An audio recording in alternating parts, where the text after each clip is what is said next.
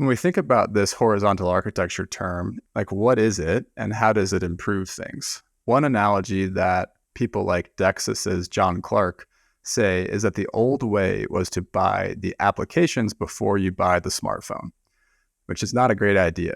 The horizontal architecture is like building the smartphone foundation before you open up the App Store and download an app onto it. Hey friends, did you know the best way to continue learning beyond the Nexus podcast is to sign up for our newsletter? The Nexus newsletter is your one-stop shop for staying up to date on the latest smart building trends. Sign up today free of charge and we'll drop this industry-leading resource right into your inbox every Wednesday.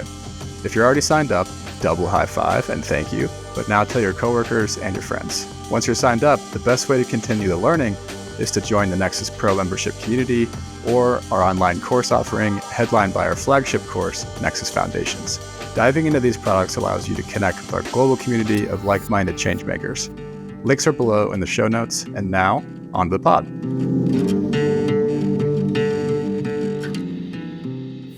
Hi, Nexus community. This is Rosie and James from Nexus Labs. We're super excited to launch a new podcast format called Foundations. The idea behind this came from conversations with many of you, where we'll be covering topics that keep coming up time and time again that don't have a lot of beginner resources. Yeah, these are concepts we explore in our Nexus Foundations course, our 6-week online introduction to the smart buildings industry. And these episodes will each give you an introduction into one important topic. So let us know after you hear this one what you want us to cover in the future. We just released our Horizontal Architecture 101 guide, and we got a lot of questions about that. So we wanted to kick off this foundation series with that topic. Yeah, so let's jump in. I like to start this conversation about horizontal architectures with just what is an architecture to begin with, because if you're not from the IT world, you might not have heard that outside of the context of building buildings, that sort of architecture. Every commercial building has base building systems. And so these conversations are best if we start to think about those base building systems first. Every commercial building has an HVAC system, a lighting system, a security system, a metering system, and many more systems, right? Those systems are typically siloed from each other. So sometimes I like to call them siloed systems or silos. Each of these systems has a combination of hardware devices, software devices, and networking technologies that together provide one dedicated function. And typically people refer to architectures and layers that are organized by common functions, such as the sensor layer, the network layer, the data layer, the control layer, or the application layer.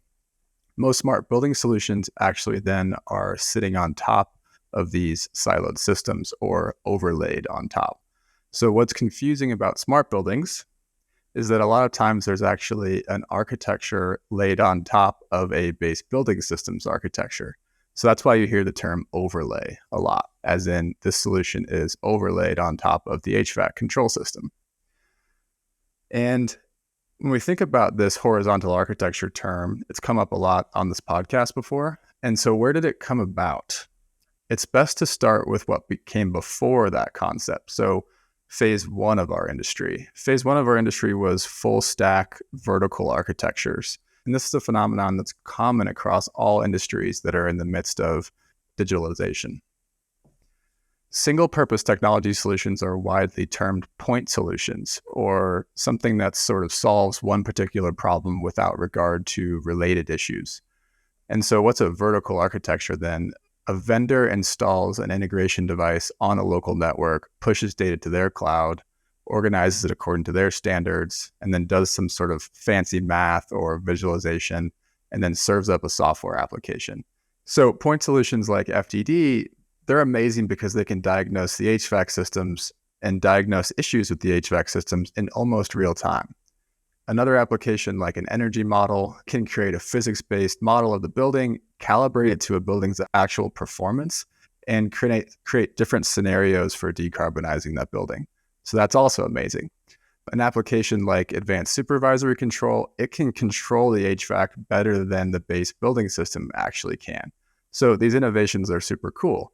And those point solutions are a lot of what we cover in Nexus and on this podcast. But if you think about these three different examples, they all have redundant parts of the stack. They have layers of the architecture that are the exact same, right? And so they all have redundant integration with the HVAC control system. They all have data storage of basically the same HVAC data, and they all have data modeling layers that don't easily communicate outside of each of those three vendors' stacks. And further, those applications that we just named, those three different point solutions, they only solve one or two problems for one or two stakeholders, and they leave out pretty much everything that's adjacent to those problems. And those are just three types of solutions that sit on top or are overlaid on top of HVAC control systems. There are dozens of other different types of solutions in the marketplace.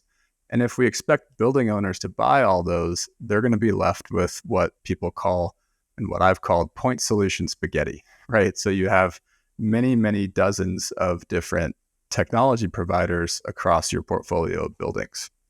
And the horizontal architecture is meant to be the answer to that potential mess. And so let's move on to that. So how does it, what is it, and how does it improve things? One analogy that people like Dexus's John Clark say is that the old way was to buy the applications before you buy the smartphone, which is not a great idea. The horizontal architecture is like building the smartphone foundation before you open up the app store and download an app onto it. It's made up of horizontal infrastructure layers, which are the device layer, the network layer, and the data layer that enable, that's the key word here, enable communication with different software applications.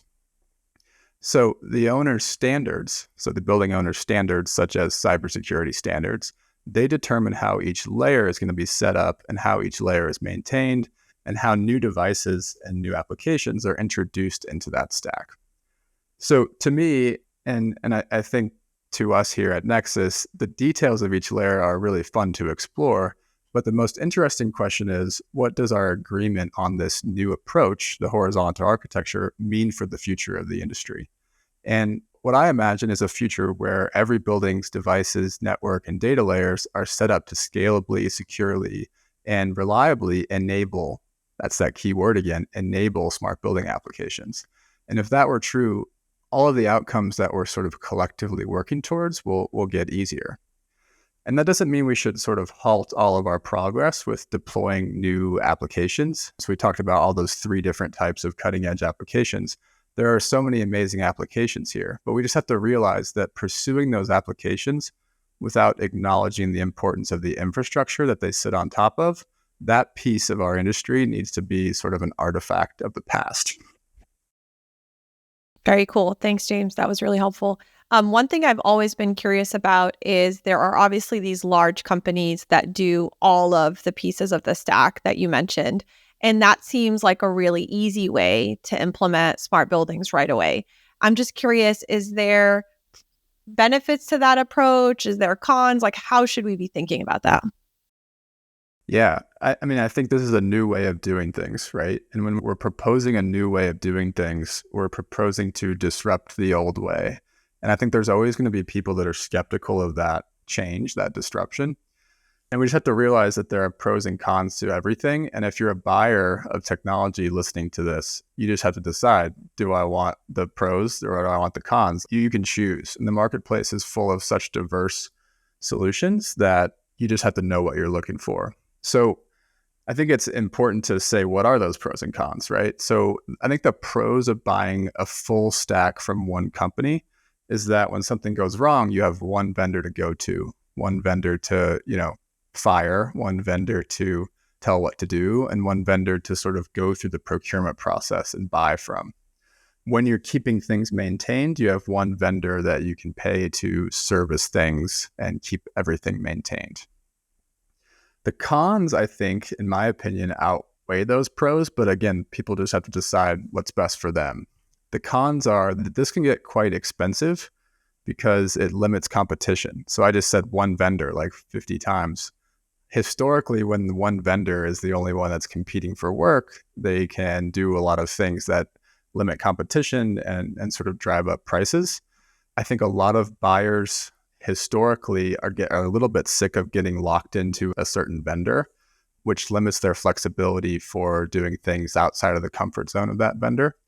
I think the main thing that I would point to as a con, though, is if we think about all the different parts of the stack and all the different potential applications that you might install for your buildings, where we're at in the industry right now is that there are the best of the best in each of those categories out there. And then besides the best of the best, you have 50 other people that say, me too, but they don't do that as their main specialty. And so when you buy from one company, you limit your ability to get the best of the best product in each of the different positions, I guess, in your architecture. And then finally, if you buy into the horizontal architecture, but then you buy from one company that sells you a vertical architecture, you're not really getting any of those benefits that we just talked about. Okay, great. So pros and cons, we understand that makes a lot of sense. More cons, you think, than pros. Is there kind of a middle ground to all of this?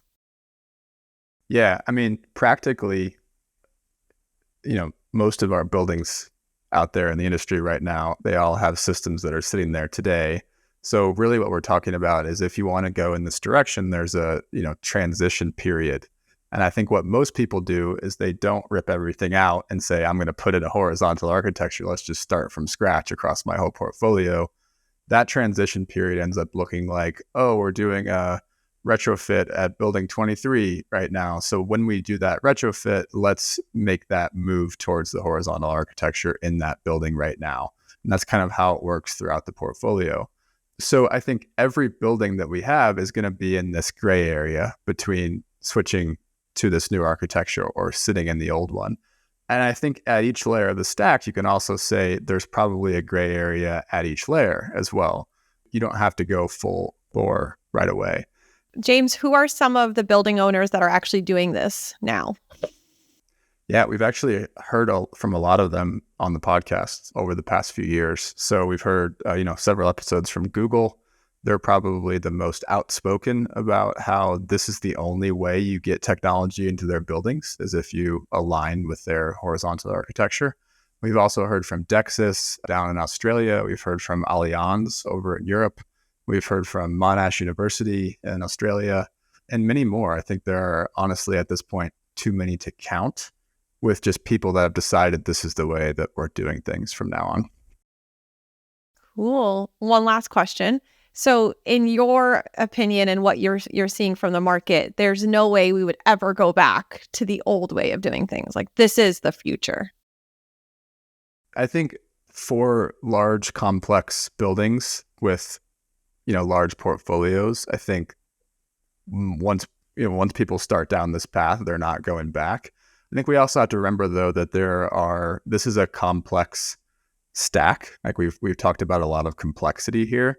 Buildings are a vast spectrum from what we just talked about, very complicated, large systems, all the way down to your, pharmacy on Main Street in a small town. And the complexity of this stack may not make sense for the pharmacy on Main Street to implement. So I think the answer is always like, it depends, right? It depends on the type of building, the sophistication of the building owner. I think most of the people listening to this, though, we're talking about the buyers and sellers of technology for larger buildings when we talk about this concept.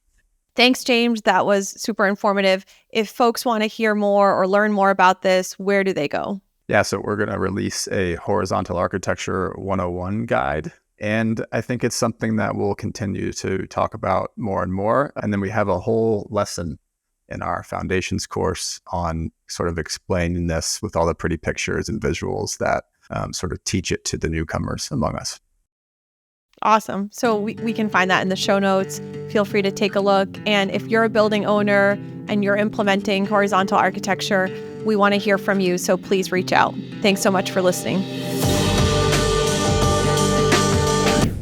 Okay, friends, as we're trying these new formats, please let us know what you think. In your podcast player right now or on the episode page on our website, there's a link to a survey for this specific episode. We'd love to hear from you and we want to hear your feedback. Also, don't forget to sign up for the Nexus newsletter or invite your coworkers and friends with the link below. Catch you next time.